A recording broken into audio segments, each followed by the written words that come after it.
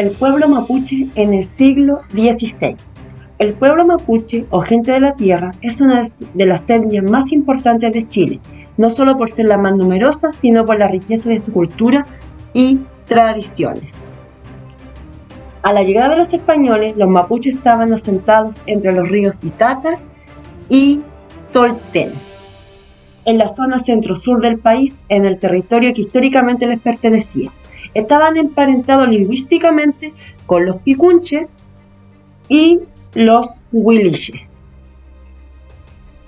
sus vecinos del norte y del sur. Respectivamente, todos ellos hablaban mapudungún. Guerra entre los españoles y mapuches. Con gran agilidad y destreza, los mapuches incorporaron casi todas las armas de combate y defensa de los españoles. Las armas de fuego no eran muy eficaces, pues la pólvora se mojaba con la lluvia y era difícil de transportar por los ríos y terrenos boscosos. En efecto, entre 1541 y 1601, el Estado español no mantuvo en Chile un ejército permanente para proteger y afianzar la colonización, a pesar que la guerra contra los indígenas se fue transformando en un mal permanente, que los colonos tuvieron que mantener con su propio peculio y los elementos técnicos a su alcance. Armas. Las armas de los españoles. Al igual que en otros lugares del continente, los españoles usaron en combate el caballo y el perro. Los primeros alcanzaron precios muy altos al principio de la conquista y muchos se hicieron famosos por su destreza. Como armas de guerra, los españoles usaron la espada, en cuya hoja escribían lemas, daga de doble filo, la lanza para los ataques de caballería, el arcabuz y el cañón. Eran armas de fuego lentas, de maniobra y de escaso alcance en el tiro de modo que nos sirvieron mucho. Las armas de los indígenas. Caballos y armas de acero eran elementos de guerra que los mapuches no conocían.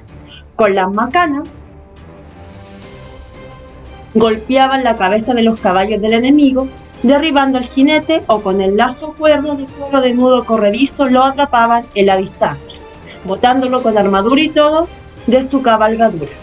Según relata Alonso de Ercilla, en la Araucana los mapuches usaban armas muy rústicas. Las armas de ellos ejercitadas son picas, albaradas y lanzones con otras puntas largas, enastadas de la facción y de forma de punzones, hachas, martillos, mazas, barriadas, dardos, sargentas, flechas y bastones, lazos de fuertes mimbres y fegucos, tirros arrojadizos y trabucos. Las tácticas de guerra mapuche, así como sus rudas costumbres y prodigiosos intentos defensivos, no pudieron ser admiradas por los europeos. El desastre de Uralaba, la sublevación indígena de 1598 y el desastre de Uralaba. Las dos últimas décadas del siglo XVI fueron decisivas para España. No solo se produjo la mayor rebelión de los indígenas del Reino de Chile, la única región de América que la corona no había podido controlar desde que Pedro de Valdivia fundara Santiago en 1541. La mayor empresa militar del siglo, con la que Felipe II pretendía invadir Inglaterra y dominar el país en Europa. El siglo terminó con la muerte de Felipe II y en Chile con el desastre de Curalaba y la muerte del gobernador Martín García Oñez de Loyola. Ambos sucesos ocurrieron en 1598 y marcaron un giro en la política global de España hacia la región de Arauco. A fines de 1598 se enteró que la ciudad de Angol se encontraba seriamente amenazada. Sin dudarlo, partió a la imperial con 150 hombres y 300 indígenas auxiliares. Cuando el ocaso cubrió el horizonte, llegó a un sitio llamado Curalaba, a orillas del río Lumaco, donde pasó la noche. En la aurora siguiente, cuando la expedición dormía plácidamente, los indígenas, al mando del cacique Pelantaure, se dejaron caer, produciendo una gran matanza. La muerte de Oñez de Loyola fue la señal de rebelión para todos los indígenas al sur del Biobío. Las ciudades y fuertes fueron atacados y los españoles debieron abandonar sus posiciones por indefendibles. El reino se hundió en el desastre a pesar de los esfuerzos de los gobernadores de Perro de Vizcarra, Francisco de Quiñones y Alonso García Ramón. Los años 1599 y 1600 marcaron la hora cumbre de la angustia y el heroísmo, escribió un historiador, pues en ello no hay momentos de paz y seguridad para los colonos. Santa Cruz y los fuertes próximos al Biobío se despoblaron, Chillán fue asaltado e incendiado y Valdivia también. Pelantauro ejecutó en esta ciudad además una horrible carnicería. Osorno corrió igual suerte, pero alcanzó a repeler a los atacantes. La Imperial y Angol fueron sitiadas y debieron ser evacuadas, y Villarrica opuso una resistencia desesperada que se prolongó por años. ¿Y qué pasó? Una de las primeras medidas que tomó la corona al enterarse del desastre en que estaba sumido el reino de Chile por la rebelión de los indígenas fue seleccionar mejor a los futuros gobernadores. El primero de estos nuevos nombramientos recayó en Alonso de Rivera, quien gobernó Chile por espacio de 4 años, entre 1601 y 1605. Este hombre había sido un aventajado discípulo del famoso estratega militar Alejandro Farnesio. Logró ascender en su carrera en los campos de Flandes y Francia, batallando a favor del rey Felipe II. El Real situado.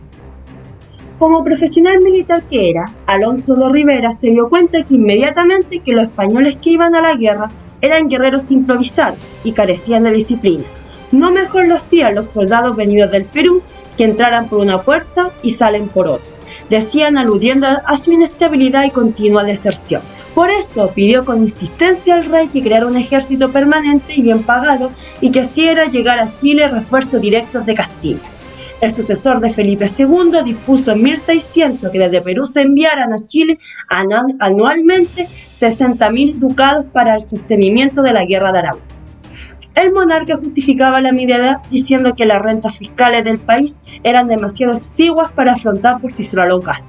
Este envío es lo que se conoce como el Real Situado y llegó por primera vez a Chile en 1601. Consistía en moneda de oro y plata y sobre todo en vestuario y armas, pero Rivera consideró bajo el monto y pidió a Felipe III que lo aumentara, petición que también fue atendida por el monarca. Finalmente, una real cédula de 1603 instituyó la planta y sueldos del que sería el ejército permanente de Chile. Al siguiente año, el rey ordenó crear un ejército de 1.500 hombres y aumentar para su mantenimiento el situado a 120.000 ducados anuales. Asimismo, comunicó que se despacharía desde España un auxilio de 1.000 soldados. Las ventajas de estas medidas se sintieron muy luego en el país.